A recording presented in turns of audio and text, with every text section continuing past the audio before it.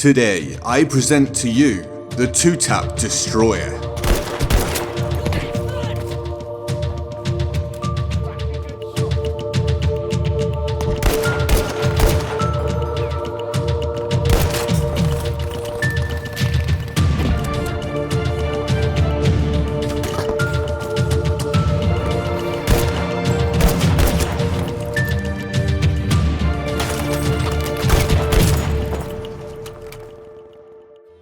Ladies and gentlemen, welcome to the video. I'm GetGoodGuy, and I recently made a video about the Selbstlader 1906. I went into detail about why I'd fallen in love with the weapon, how it had actually caused me to play Recon extensively for the first time in BF5, and I proclaimed that in my opinion, it was the best all-round Recon weapon in the game for the majority of players. Now of course that was just an opinion, as is the vast majority of what I produce, but there was a lot of statistical evidence and game knowledge behind what I said, and in fact, the Selblader 6 is even better than I thought in that video, a topic I'll be revisiting and explaining at length sometime soon. But the video I produced on the Selblader 6 was also the scene of a fair amount of comments stating that the ZH-29 is the preferred option for many, that the ZH-29 is the better gun, that the ZH-29 is actually the best overall recon weapon in Battlefield 5 for the majority of players. And so I thought, let's do some research. 1, because I'm always interested in adding something new to my playbook, and 2, because you guys deserve well-rounded information from me.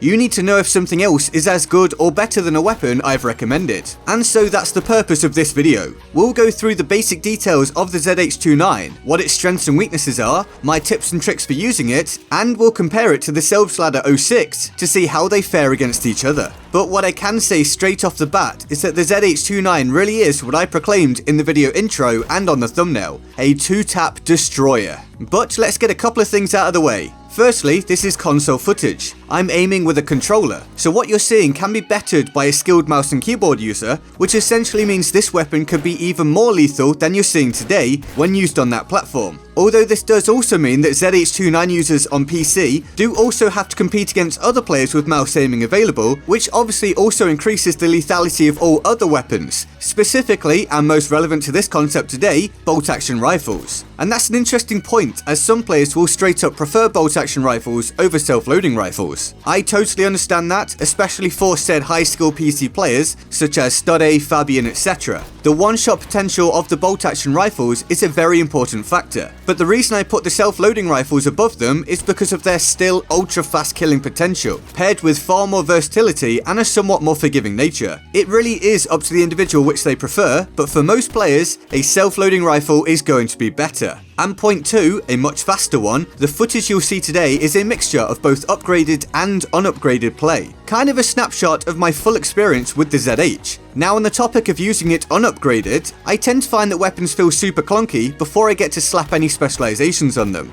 Well, when I made my Selblader 6 video, I said for some reason that wasn't the case with that weapon. It just felt good to me from the start and only got better. And I was hoping this would be the case with the ZH-29 as well. But it wasn't. It felt really clunky, uncomfortably so. I could do work with it, but it just felt off. Now I don't know if it was purely in my head that the Selbst felt better when I was first using it, but as this is an honest featurette for a weapon based upon my opinion, experiences, and backup stats and data, it feels pertinent to mention every facet of my experience. So no, the ZH didn't feel good to me when I picked it up, but it did get a whole lot better, likely due to a combination of unlocking specializations and just becoming more used to how the weapon plays, the nuances of it, and how best to get the most out of it. And I really did get to a point where I was having an incredible time with it. It was satisfying, it was powerful, and it was fun. And that's still the case now. I am now grabbing footage for other weapons at this point, but anytime I pick up a ZH from the ground, I'm right back to super fun 2-tap destruction. One significant downside though is the same as for any self-loading rifle I've used. The feeling of running out of ammo fast. This is probably due to the self-loading rifles being effective at essentially any range. So my personal amount of shots taken flies up when compared with other weapons. I know I can kill from 1 meter or across the map if I hit my shots, so I take those shots. shots. But this makes knowing where the resupply stations are, picking up ammo from dead soldiers, and hopefully having a support player in your squad absolutely imperative for consistent effective play. Otherwise you're going to be left running around with your sidearm a lot if you're a player who is able to stay alive for a while. But at least those rounds you're firing off are super potent. As with the Selblader 6, and as the moniker the 2-tap destroyer indicates, you only need to land 2 shots to take a full health enemy down. That needn't include a headshot. 2 body shots will do the trick.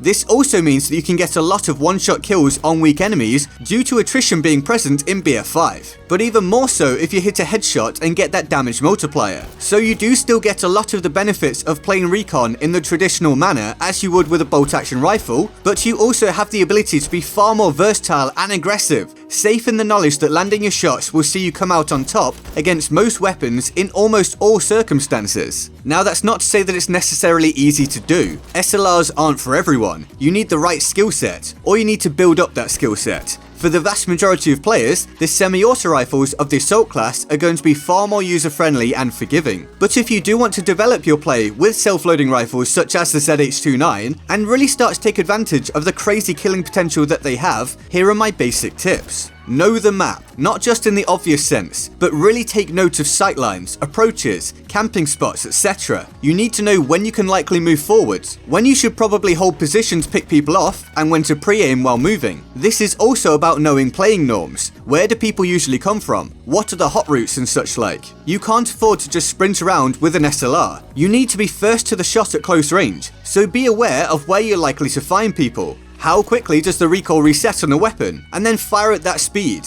This allows you to land 2 shots in the same spot relatively quickly, but if you spam too fast, you're going to miss a lot, something you can't afford to do with limited rounds. But fire too slow and the enemy will get away. On top of that, I like to aim with my feet sometimes, so I'll get the crosshairs at head or chest level and then strafe side to side to line up the shots. This also allows you to take speculative shots at around the right height that the enemy may move into. This often works as your average player that strafes will likely be trying to aim directly at you as you're strafing, and therefore will probably miss some shots. You instead shoot with their strafe in mind and they walk straight into it. This is also very effective at range, as you can fire at head level and deal big damage if the enemy moves into it. Now for me, the ZH feels like the RSC from BF1, more so than the Selbstlader 06 does. I loved the RSC in BF1, and finding that the ZH gives me a lot of the same feelings, with similar rewards, is just awesome. And this is interesting, as there is an RSC in BF5, but it actually does less damage than the ZH-29. So for those consistent 2-taps, the ZH-29 sits above the RSC. And it's also important to mention another key strength of the ZH, and something else it shares with the Selblader 6. It's a fantastic peak shooting weapon. Because it's a semi-auto firing option that lands big damage per shot, you can take advantage of this in a manner that also reduces the damage you can potentially take. Peak shooting allows you to get a shot or 2 off and take cover. If you land those shots, then you've significantly hurt the enemy or perhaps killed them, and now you're in cover and can't be hurt yourself. This is also an effective way to conduct a gunfight. For example, if you're up against an enemy with a full auto weapon, they're required to hit a number of shots on you in order to kill you, which requires them to have line of sight on you and fire for a more extended amount of time, thus meaning they can also be hit more easily, whereas you can take a shot and take cover repeatedly, which means there's minimal time for you to take damage, but with high potential for you to deal damage. This also ties in with being a great team shooting option, as your damage is so high per shot, it makes the enemy easy pickings for a teammate to kill even if you only land 1 bullet, which is great for you, great for your teammates, and great for your team. But now let's really get down to the key business. Is the king the ZH-29 or the Selbstlader 1906? Well, we'll split it up. First, I'll tackle why I initially was drawn to the Selb and the negatives that I've found while using the ZH-29, then we'll get to the positives of the ZH-29 and how I now feel about it. So the negatives. Well, the ZH is undeniably an extremely powerful weapon in the right hands, but there are some key points that the Selbstlader beats it on. The big one being that the Selb does the same damage but at a faster rate of fire, meaning the Selb wins when it comes to a pure damage per second measure. For clarity, the ZH fires at 150 rounds per minute, whereas the Selb fires at 164 rounds per minute. That might not seem like much, but it can make a difference, especially when you're talking about 2 bullets being enough to kill. When matched up against each other in a scenario of two equal players landing their shots, the Selb user has a key advantage. This also means there are slightly more cases of enemies just managing to get away with being hit once when using the ZH. Not many, but slightly more in my experience. The impact of this is actually more often felt at close range though. You have so much more riding on hitting your shots that a slightly higher rate of fire to utilize can be key when you run into an SMG user, for example, who can just spray you down if you can't land the damage fast enough. Now you can utilize the trigger job specialization on the ZH if you so wish, which will bring its rate of fire up to the same level as the Selbo 6. So you can keep that in mind, but personally I find this to be a waste of potential and really just means that most players who choose to do that should just use the Selbo 6 instead.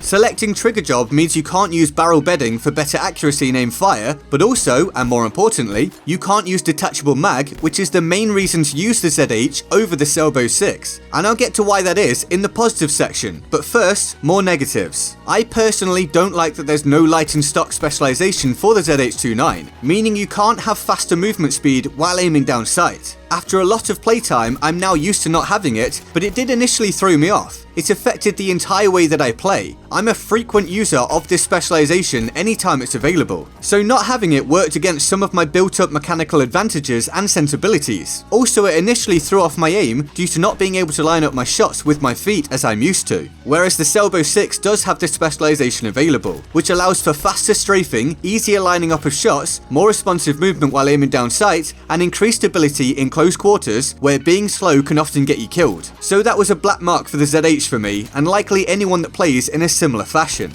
But now let's get to the positives, and some of them are pretty significant. We'll start off with what I alluded to about the detachable mag specialization. One of the key criticisms of the Selbo 6 is the amount of time you spend reloading. There is the quick reload specialization available for it, but it only speeds it up by 15%, and you then can't use barrel bedding or lightened stock. I must say though that there is a way to improve this, which I'll be covering in a video revisiting the Selbo 6 very soon. But back to the point at hand. The ZH has a significant advantage here due to the detachable magazine specialization being available, which not only significantly speeds up your reload, but it grants you an extra bullet per reload. This is huge. You now have 6 rounds instead of 5, and yes, this does make a difference. Adding 1 bullet to a weapon that has a super high ammo capacity obviously isn't worthwhile, but for a weapon that only has 5 rounds available without it, and it can kill in 2 shots, well, you just increase your lethality by a pretty significant amount. Plus, you reload faster, so you can spend more time in the action, less time reloading, and you can kill 3 full health enemies if you land all of your shots. But more realistically, it just makes getting 2 kills per reload quite a lot easier. Also, the ZH-29 can utilize the sniper combat role, which spots enemies when you shoot them. At the time of making this video, the Selbstlader 06 is bugged and this trait doesn't work in tandem with it. So this is a great plus point for the ZH and makes landing that second and killing blow all the more easy. And then I'll also add that while the slower rate of fire can be a hindrance in some circumstances, most of the time it has little to no impact. Yes, there are slightly more cases of enemies getting away, and it is harder to fight at close range, but the rest of the time, and this is the vast majority of the time, it has next to no impact at all in my experience. So which is the king? Well, I came into this video expecting to say that I found the ZH-29 to be really good as well, but I prefer the Selbo 6 due to the positives I've already listed today and covered in more depth in my video specifically about that gun. But that isn't what's happened.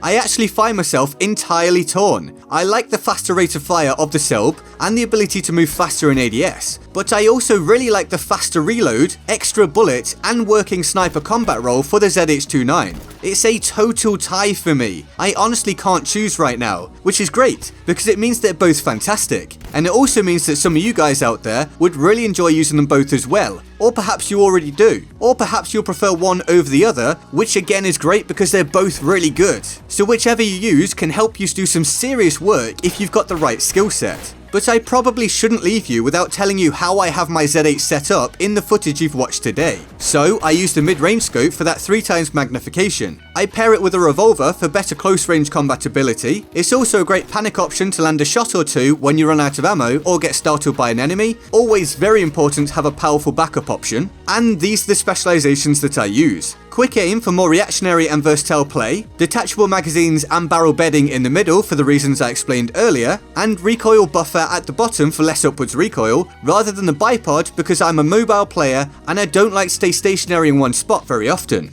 And so, that's my coverage of the ZH-29. Let me know if you prefer it or the Selbo 6, or perhaps a different Recon weapon in the comments below and why. Also, stay on the lookout for my video revisiting the Selbo 6 in the near future. It has a tactic that makes the gun even better than I initially thought it was, and I hope you enjoyed this video. If you did, feel free to like, subscribe, turn on notifications and join my Discord server. In the description and my pinned comment. Here's the board of awesome for the epic people who support the channel on Patreon. They're all absolute heroes and I love them all deeply and often. If you want to join them on the board of awesome, the link to the Patreon page is in the description and my pinned comment. And with that all said, I'm GetGoodGuy and I'll see you next time. Laters.